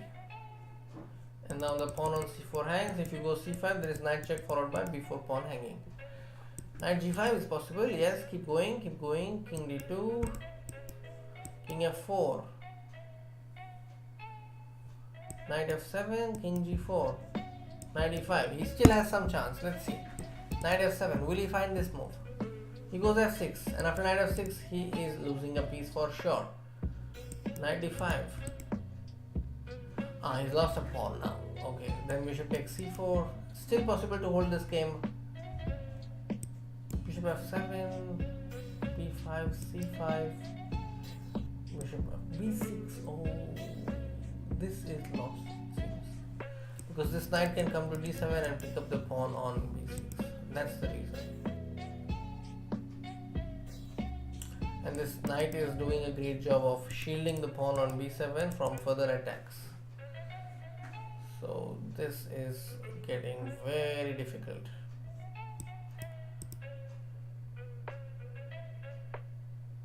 Yeah. Tough.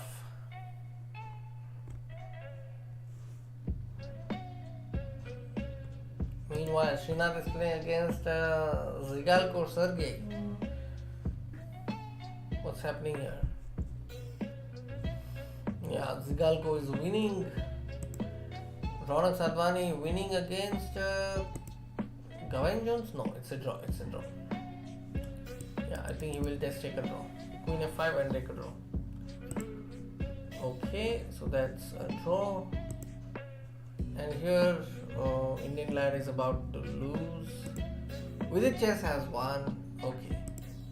So, how did he eventually win? He gave a check, captured, and then d7. d8 queen is winning by force. So this was a queen's gambit accepted opening.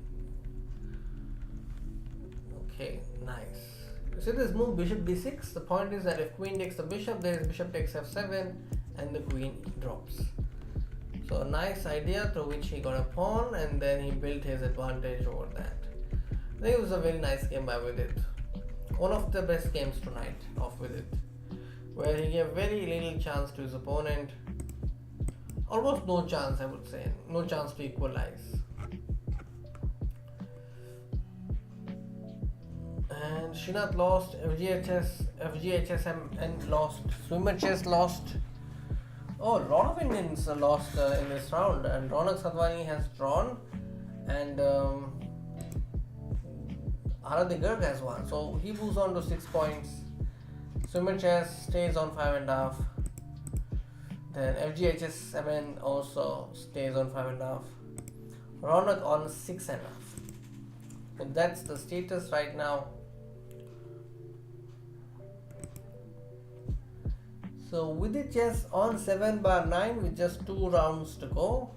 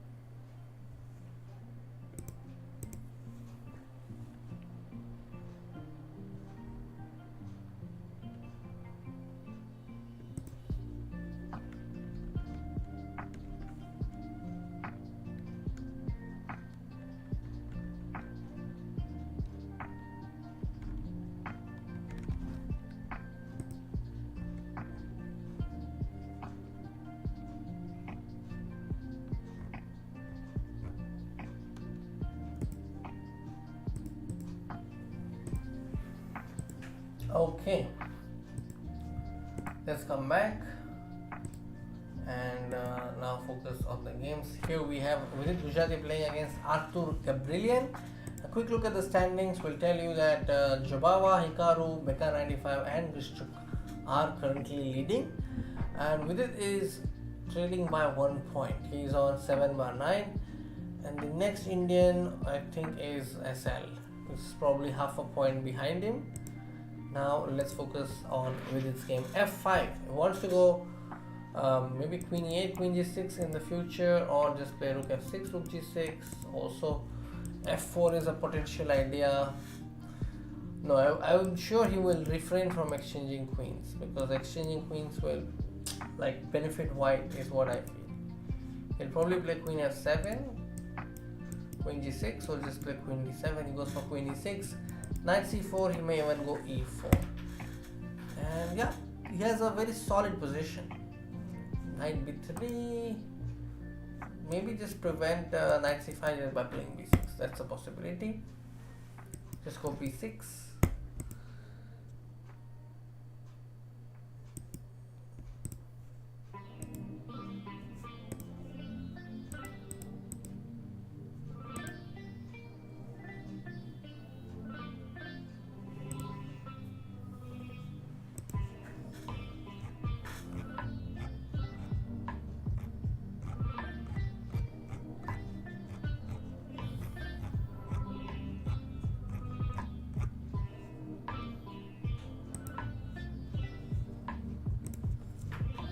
He goes for bishop b4, also prevents the knight from coming to c5. Prophylactic play by Vidit. And after bishop b4, if he takes, then this knight will go to b4, I think. Yeah, he has a good position. He has no problems at all. And maybe now c5, c4 can come handy. And this white rook has to remain tied to the defense of a4 pawn. That's a struggle for white actually. This rook will come to e1 for sure, but after queen d7, it's not so easy. So yeah, I think Vidit is having a good position here and has great chances to convert this game.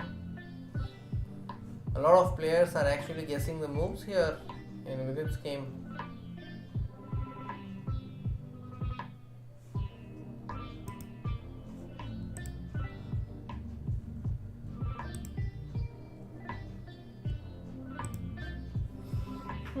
After c5, what else do we have? Rook a1, he goes. Okay, now queen d6. I'm not sure if that was the best move. Maybe in this position, knight into c2, rook c2, queen b3. Was a potential idea. He goes for queen d6. And now what is he having for queen g3? He wants to come back with his knight to c6 maybe.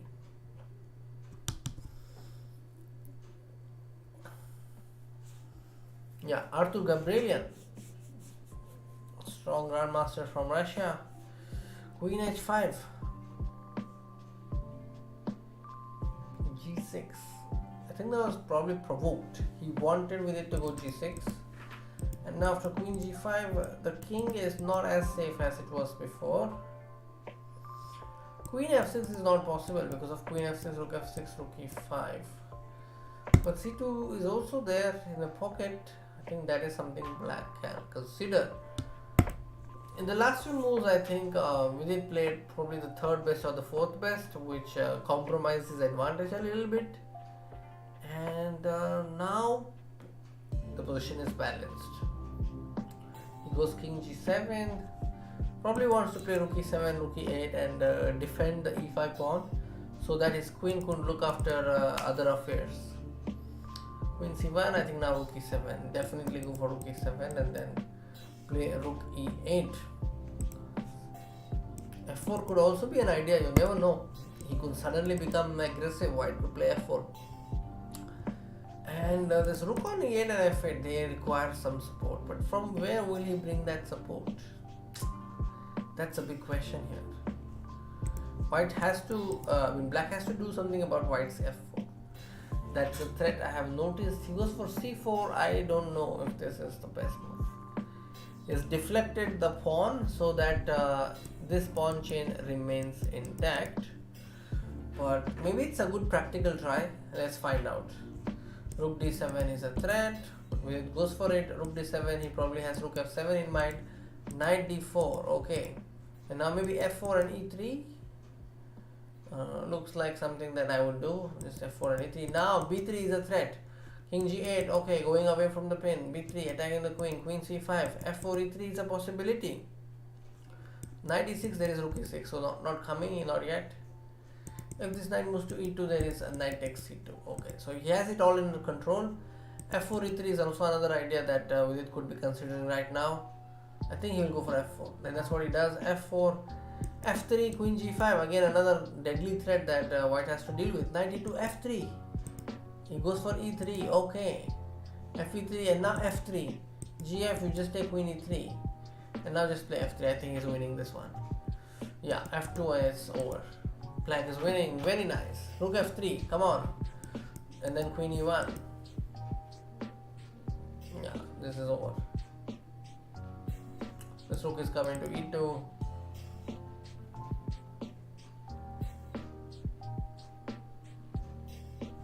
Just knight d3 should do the job. Queen c3, knight e1, knight f3, knight d2. Yes, there you go. So Vidit has won a very important game. He's now on 8/10 and is right now leading among the Indians, and he's put himself in the 7th position right now, and I think he still has an outside chance to win the next game and come in top 3. Still possible, I think, or at least tie for 3rd spot. Let's keep our hopes up and see what Vidit does.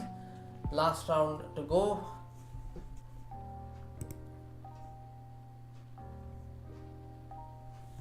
Very Rohit Reddy. Feels like I resemble Srinath. Interesting. Maybe because of the haircut or the accent. Alright. So let's do a quick roundup and see who else is there. So swimmer chess, he lost his game. Okay. Then Aradhya Garg won in the last round. So yeah, this round he won. Very good. He won pretty quickly. So I think let's take a quick look at this game. It's a King's Indian with an early bishop f5 and so queen c1. Okay. Opening has not gone his way. I'm certain it was not part of his plan. But yeah, the last few moves here in this position, rook b8 is a bad one, bad idea. Just rook e8 was better, but rook b8 and then he's got this pawn on e4. He picked up this pawn on d4 and white has a great advantage thanks to this weakness on d6 and a beautiful square on d5. But this was a big blunder by black. He took the rook and made this bishop's life very important. And now bishop f6, queen h6 is unstoppable. You can't do anything about this move. Queen h6, queen g7. coming by force. Very nice win by Aradhya there. He's now got 7 points. You can also follow him on his YouTube channel. He also started streaming recently. So maybe the moderators can put his link of the channel. And now Jan Forest, I think it's Van Forest Jordan. Yes, Van Forest Jordan is white, Vidit Gujrathi is black, and this is the last round, ladies and gentlemen. Everything to play for in the last round. It's exchange Trilopes. Okay. A very compact pawn structure. White is going to play against this pawn on e5, put the bishop on b2, pawn on a4. Sometimes white is likely to also get f4 break. It's very typical of the exchange Lopez that we have. And in return, Vidit Gujrathi gets double bishop advantage, and that's what he has. But he's managed to white has managed to get rid of the dark squared bishop. I think that is a good sign for white, I would say, but black has a solid position. This pawn will come to b6, knight c4, bishop into c4 is an interesting idea to consider, but Vidit can also just drop his queen back to d7 without worrying about any threats, because there are no important threats right now. White will play king h1 followed by f4 because that's a pawn break, and as I mentioned in my streams, if you are playing a new opening, you should know the piece placements and the pawn breaks in that particular opening. And here in exchange Lopez, f4 is a typical pawn break that white usually employs. Bishop f7 attacking the queen. Queen has to move. Queen g4. I think that's what he could do. One of the ideas for white is to play queen g4 here. Queen f5 is equally interesting, but he refrains from exchanging and plays queen f3, which is understandable. This is the last round. You want to keep your queens on the board and try and create a lot of threats. But Vidit goes for a risky decision, I would say. Castle queen side. You know, white could do some breaks like this, and then it could start looking bad. Right now, nothing of that sort is happening, but you never know. I think queen f2 followed by some sort of bishop into c5 could happen. Yeah, he goes for queen f2. King b8. Will he go bishop into c5? Knight e3. So he wants to put his knight to b5.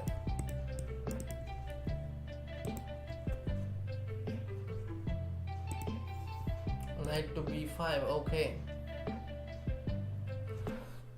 I think one drawback of black's position right now is black doesn't have a plan. Like, there's no pawn break that I see in the next few moves, so he has to just keep waiting for a long time. But if he succeeds in doing so, I think he has good chances. Right now the clock time also is pretty similar. Both the players have got roughly the same time. You see, white is also just playing around with the pieces. He has this one pawn break that he can achieve with probably c3 and d4 or just d4. But that also has to be done at the right time. And bishop into c5 is another idea that can be dangerous. And now probably after king b7, Vidit is preparing to go c6 to push this knight away from b5. I think that's what he is going to do. And then maybe he will also eventually kick this rook from h5 with queen f7. And yeah, the position is balanced, maybe slightly in black's favor, because the last two moves that Van Forest Jordan played were not really helping him in any way, because Jordan just put his pieces in some awkward situations. Now the rook is hanging. Oh, queen h5. Queen h5. He's got a rook and a big chance to win this game. I think that was a huge blunder by Van Forest Jordan. Yeah, it was a huge blunder. Now I don't know. I don't know if there is any threat to play for here. Maybe knight takes c7, but there's just queen c5. So bishop has to move from here. And once the bishop moves from here, Vidit could just come bishop d7 and also push this knight away. Yeah, I think he's visibly shocked. As you can see, he took a lot of time to make his move. And after bishop d7, the knight has also made its way back to a3. The bishop c6, or maybe just go rook f8 and f5. This is one possible idea that Vidit could use. Basavraj K-26. I am from Belgaum, and I am aware that Navalgund is in Karnataka. So you can say I'm from Belgaum here in Karnataka. King h1, okay. c7 pawn. He's supporting it, being extra careful so that it's not missing anything. I think f5 break will open some lines so that the black's pieces can dominate. Black is on rook up, and to show that dominance he has to open the position. That's what he does. He goes f5, and then after ef5 he wants to go queen e2. So we can learn a lot from this game, how Vidit composed the entire middle game for his pieces, and how he was waiting for his opponent to make mistakes. That was a nice game, I think. Too early, not too early to say this, because I think he's going to win this. He also has a lot of time, and I don't see any traps for white. Okay, knight takes a5, some sort of a cheap trap probably, but no, not really. Queen e4, knight b6 may happen. So I think he will just take queen c6. Just goes king b8. Okay, and then bring his bishop to a6. Question this knight a little bit. Knight a5, nothing happening. Yeah. Rook f7, queen d6, e5. So he has to play king b7. Okay.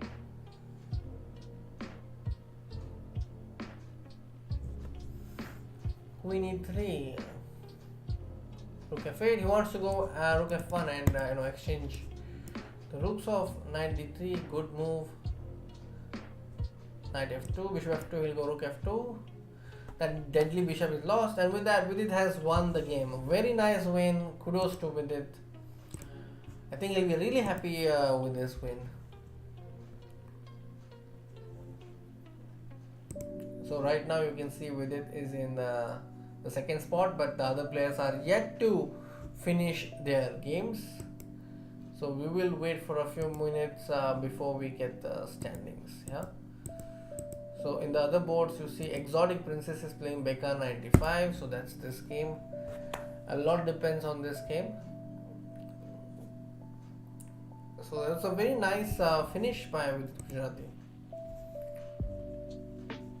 So we have reached 82 likes. Let's get to 100.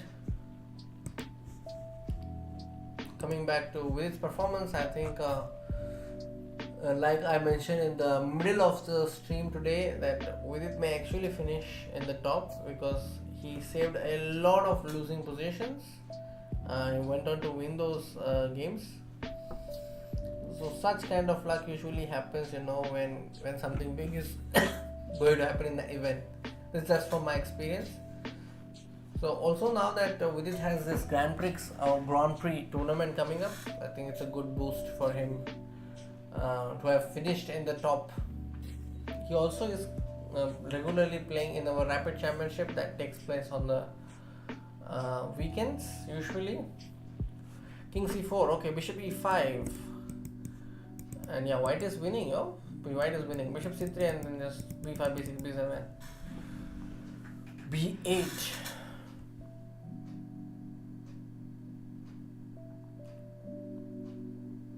Knight f2, knight f2.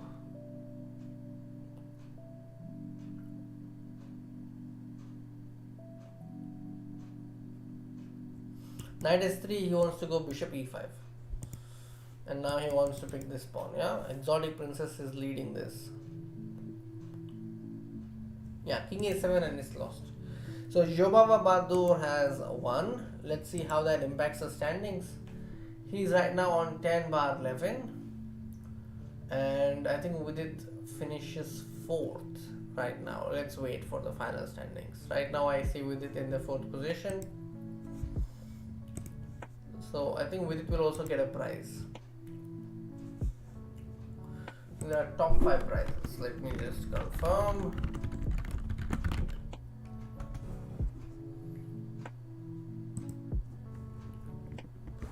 Prize fund, let me just check. Yeah, 4th prize is $150 if you finishes 4th. The final standings is out. Vidit finishes 4th, so he wins $150. And after few hours we will have another Title Tuesday, which is called the Late Title Tuesday. So Vidit may also play in that Title Tuesday. Considering the time difference, I think it will be a good time for the European time CET to have this. So I think he may also play the other event tonight. And yeah, that's all from my side. So huge congratulations to Vidit Gujrathi, and also all the Vidit fans have another reason to be happy about tonight. And Vidit finishes in the top position. So he did not finish 3rd, but he tied for he got 4th position, which means he is getting a prize. I think that's a good reason to be happy for us. And with that, I'm going to say tata, bye bye, and thank you all our moderators, Swayam Patil, Anshika, Catalan Vani, and the Hawk. Thank you for being here and moderating the stream and taking care of all that in the chat. Also, thanks to all the viewers who watched the broadcast. And I think it was fun doing this. I hope you enjoyed all those highs and lows of this broadcast. Oh, so he's going to play the other Title Tuesday as well. Very good. And yeah, I think with that, it's a good time to say bye bye. This is the last Title Tuesday of the month, and I'll see you probably on 7th or probably in some other video. Yeah. Until then, take care. Have a great rest of February. I'll be back again. Until then, take care. Bye bye and good night.